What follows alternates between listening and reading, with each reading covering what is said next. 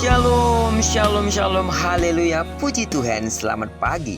Sungguh Tuhan kita baik dan teramat baik, dan dalam kebaikannya Tuhan sudah membangunkan kita kembali di hari ini, di hari pertama di minggu ini, Senin 15 Mei tahun 2023. Percayalah, kita pasti akan diberkati sepanjang hari ini.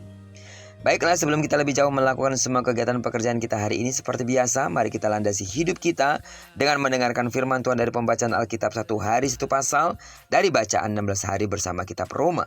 Dan hari ini kita sudah berada di hari yang ke-13, maka kita akan membaca kitab Roma pasal yang ke-13 ayat pertama sampai dengan ayat yang ke-14. Judul renungan kita pada pagi hari ini, kasih sebagai alat pendorong. Sebagai pengantar renungan ini saya akan coba bacakan untuk kita ayat yang ke-8.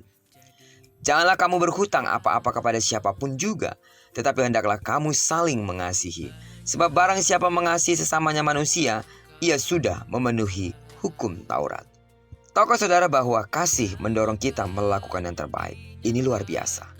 Paulus menyimpulkan bahwa kasih terhadap sesama adalah kepenuhan hukum Taurat. Kesimpulan firman manapun juga dan kegenapan hukum Taurat. Yang jadi pertanyaannya, mengapa manusia yang hatinya penuh kasih otomatis membuat dia melakukan seluruh firman manapun juga? Paulus memberi jawaban sikap dan tepat, karena kasih tidak berbuat jahat terhadap sesamanya. Kasih mendorong kita melakukan yang terbaik dan mencegah kita untuk beritikat jahat kepada sesama. Seorang ayah yang mengasihi keluarganya tak perlu diperintahkan, ia sudah memberikan yang terbaik dan rela berkorban, baik waktu dan tenaga bagi keluarganya. Saat ibu kehilangan kasih karena tekanan hidup, ia bisa saja bertindak buruk pada anaknya. Namun ketika emosinya mereda dan kasih itu muncul kembali, ia berbalik menghampiri anaknya dengan penuh penyesalan. Kasih menggerakkan manusia untuk melakukan yang terbaik.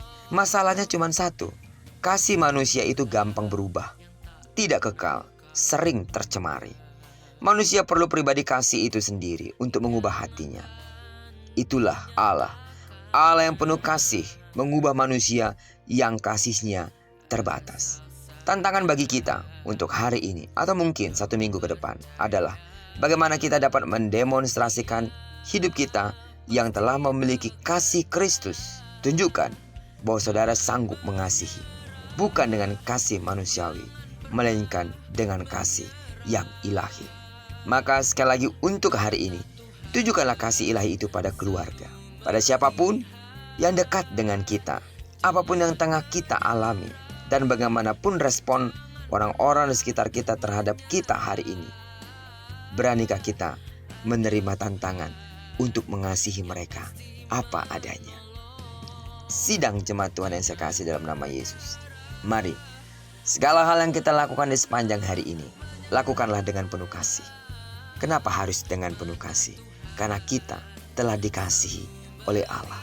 Kasih yang kita terima dari Allah mendorong kita untuk bertindak kasih kepada orang-orang di sekitar kita.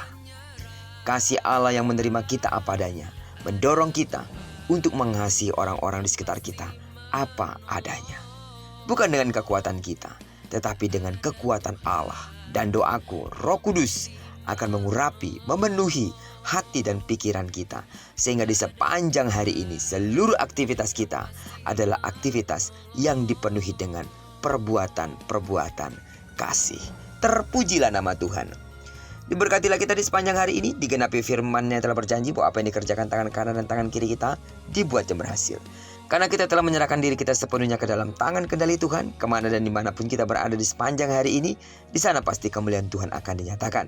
Jika bersatu musuh datang menyerang engkau, tapi karena kekuatan Allah ada padamu, pembelaan yang nyata bagi hidupmu, maka musuhmu akan lalu daripadamu. Bagi sidang jemaat Tuhan yang sakit secara fisik, dengarkanlah. Dalam nama Yesus, sembuhlah sesuai dengan takaran imanmu.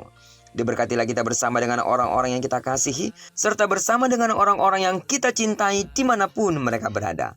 Terpujilah nama Tuhan. Shalom.